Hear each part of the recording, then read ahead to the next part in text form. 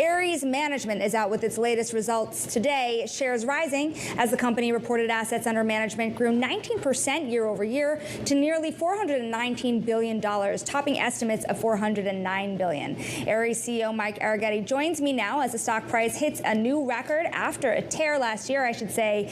Mike, when people look at what you're doing over at Ares, it's pretty notable because you went from 0 to 60. It seems like you've become much bigger than some of your older rivals like Carlyle, for example, and market cap. What is it exactly that they're betting on? Is this kind of rising with the private credit boom, or is there something else?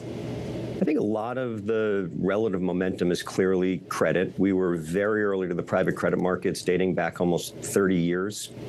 And as that market has expanded, both in terms of moving into real estate and infrastructure, but also globalizing, it's been a big tailwind. But whether we're talking about private markets or public markets, at the end of the day, it's about performance. And I do think if you look at the earnings performance over a number of years, it stands out for its consistency, but also for its growth on a relative basis. So, I think at the end of the day, assets follow performance, and stock price follows the performance as well. So we're just going to keep doing what we're doing. I feel the need to really push you on performance here and how sustainable it is across the industry, not just for Ares, because there are a lot of worries out there, Mike, about credit quality, when it starts to turn. How do you avoid pitfalls, and how many pitfalls are there in the market right now in the world of private credit? I think that story, frankly, is a little overblown, and you and I have talked about this before. The structure of the market is fundamentally different than it was 30 years ago. But if you go back to the beginnings of this business, the narrative was always there that there was risk being taken in these markets. It wasn't being taken anywhere, and I just don't think that that's true. And the performance would bear that out. If you look at ARCC, which is our traded BDC, we announced earnings yesterday. And the non-accrual rate in that portfolio is 0.6% at fair value, which is well below the industry historical average of about 3%. So it's quite interesting. Obviously, the stresses you're seeing in certain corners of the market, like real estate, are rate-driven. But when you get below the surface, the fundamental performance is still very strong and very intact. But what's different about private credit today than decades ago is the amount of private equity supporting these assets and companies is significantly higher than it ever was. So if you look at most private credit assets, their loan to value is somewhere between 40 and 50%. That means that you have a highly sophisticated, highly aligned equity partner sitting below your private credit instrument that is obviously aligned to performance. So I don't expect to see private credit, as we all talk about it, show cracks, because I think the structure of the loans is just fundamentally more sound than it's ever been. You think about the market's expectation for rate cuts here. I'm curious about your weighing in on what would happen if we don't get 5 rate cuts before the June FOMC meeting and rates stay a little higher for longer. What other kinds of cracks do you start to see in credit markets at that rate? Yeah, I think real estate, and you're beginning to see those cracks emerge, right? So as rates stay higher for longer, which, by the way, is my base case, you're going to begin to see even, modestly underperforming assets have challenges. And this goes back to my prior comment about the value of institutional sponsorship, right? So if you have an institutional sponsor of a high-quality asset, they will use their capital to protect the value in that asset or that company. And if you have a weaker asset or a weaker company without sponsorship, there may be some challenges. So obviously, the longer we go with rates higher, you will see more cracks. But I think if you aggregate across all of the markets, we're at peak rate. We know we're going to be coming down from here, and I think that's going to be constructive both for performance and deal activity. You think about what's happening over at New York Community Bank. It's causing a ton of fears in the regional banking system. You yourself have really pointed to the idea that this could be a multi-year problem. Paint a picture of how that plays out through 2024 and even 2025. Well, it speaks a lot to prior comments that we've made just about the importance of private markets in stabilizing the public markets. And so you look at 2023, and obviously there was a lot going on, but we got through, pretty challenging time in the bank markets through a combination of private capital, public capital, and policy. And I think given what we saw play out in first and second quarter of last year, I would continue to believe that these isolated instances like New York Community Bank are going to be resolved with a combination of private markets partnership and bank capital. So I'm actually optimistic. I think that the markets are proving to be resilient. There's enough liquidity to resolve these. But it is a commentary, I think, on the fundamental difference in the structure of a bank balance sheet and the structure of an unlevered private fund. And when you go through this amount of rate hikes so rapidly, it exposes those weaknesses. So I actually think that this is going to help, advance the narrative of the importance of the private markets and partnering with banks and partnering with the liquid markets as we get through cycles. So, New York Community Bank reported just yesterday will go to market. It's exploring loan sales and other ways to offload risk. Would you be in talks with them in a situation like this? Are you in talks? Well, I can't comment on that specifically, but I think, as you know, earlier last year, we executed on a major portfolio purchase from PacWest. Towards the back half of the year, we announced that we had partnered with another regional bank on a pretty meaningful risk transfer. So, I think that given our capabilities in private credit, in alternative credit, and just given the amount of liquidity we have, I think that we are a natural partner for any bank that's looking to reposition its asset mix. It's interesting. You had, for example, Harvey Schwartz, the CEO of Carlyle, yesterday tell me that he wouldn't be willing necessarily to head into some of the commercial mortgages that are being offloaded by these banks. We know that commercial mortgage risk is what's weighing on the sector most heavily. Is there a place that you could step in? Well, I think, again, everyone likes to paint real estate with one brush, and, real estate means a lot of different things. And if you look at our exposures, what we see, given our over-indexing to industrial, multifamily, student housing, data centers, there are very big parts of the commercial real estate business that are performing very well, even in this rate environment. So I think most of the stress that we're talking about is obviously going to be happening within the CBD office market. That's a tough place to be. But as an example, we just launched a joint venture with a very prominent New York real estate partner to begin to look for opportunities to bring capital into that market for Class A properties. So a lot of this, whether you're talking about commercial real estate or buyouts, is really about what's the value of the enterprise or the asset. When are you comfortable resetting basis and bringing money in? And I think we will find a natural bottom and a natural clearing point for real estate as well. What's that clearing point? I think I've been asking that question for a year now. When do things, frankly, get bad enough for you to buy?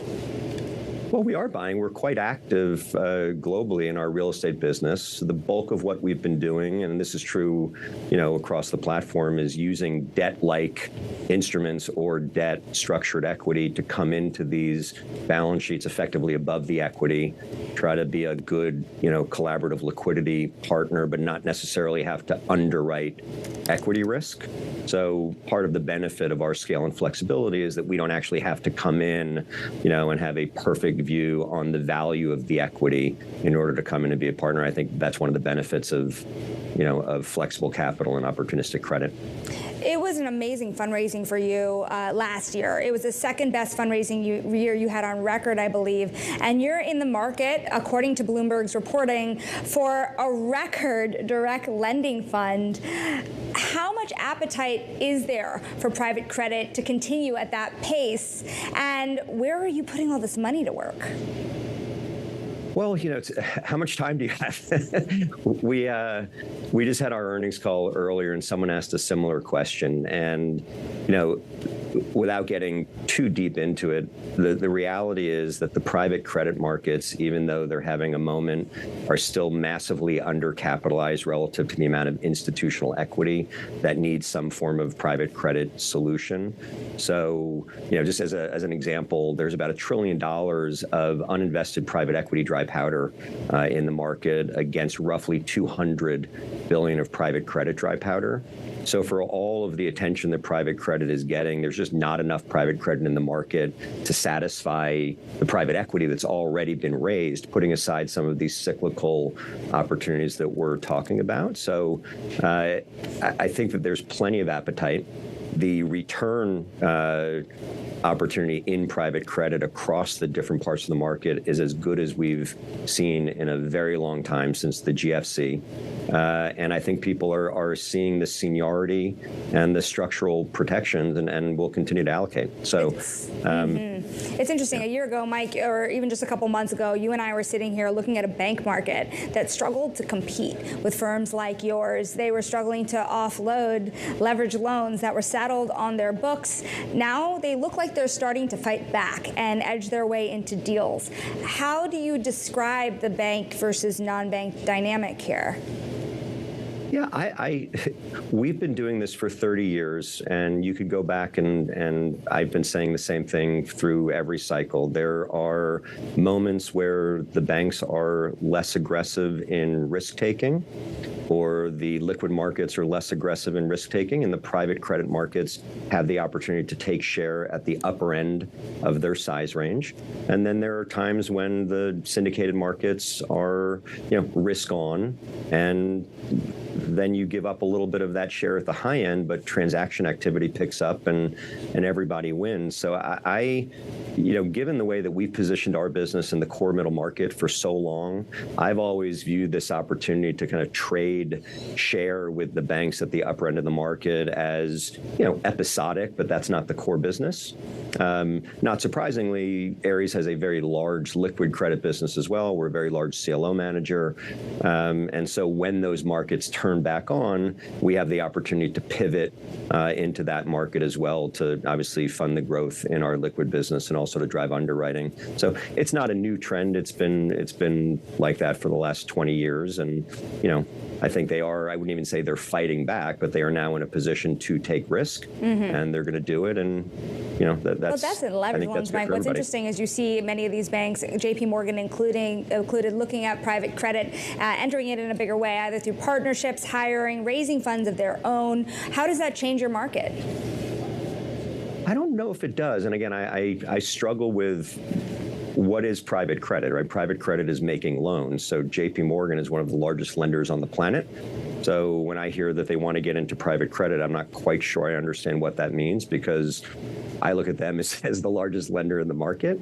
And if you start trading loans, then it's no longer private. So I think everyone is struggling to kind of get a shared understanding of what this is and what the opportunity is. But again, we've been coexisting largely as partners and collaborative partners with the banks for as long as we've been in business.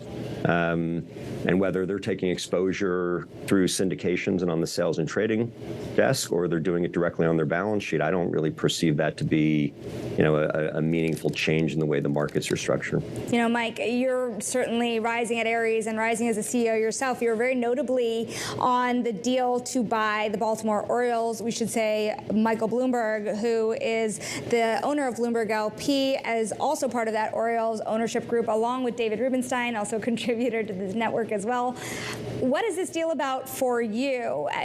Are you offering me a job at Bloomberg? Is that what that was? I am certainly not, but I am wondering what you were doing buying the Orioles. Certainly sports has been a big moment for high net worth individuals as well as private asset owners.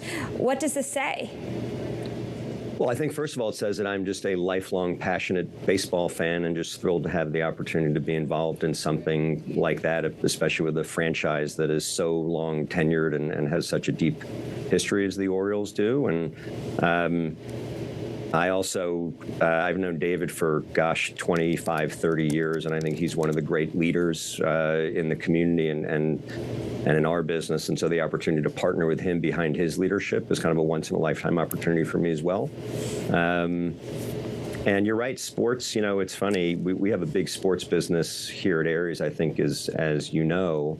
And in a world that is increasingly divisive and political and tribal, what you begin to realize is sports is the way that we all come together and rally around shared ideas and values. And so I'm passionate about baseball, and I'm passionate about what sport, means for society, and thrilled to be now a part of the Baltimore family, and looking forward to the future. Mike Arougheti, we thank you so very much for your time. Certainly another big year in your world.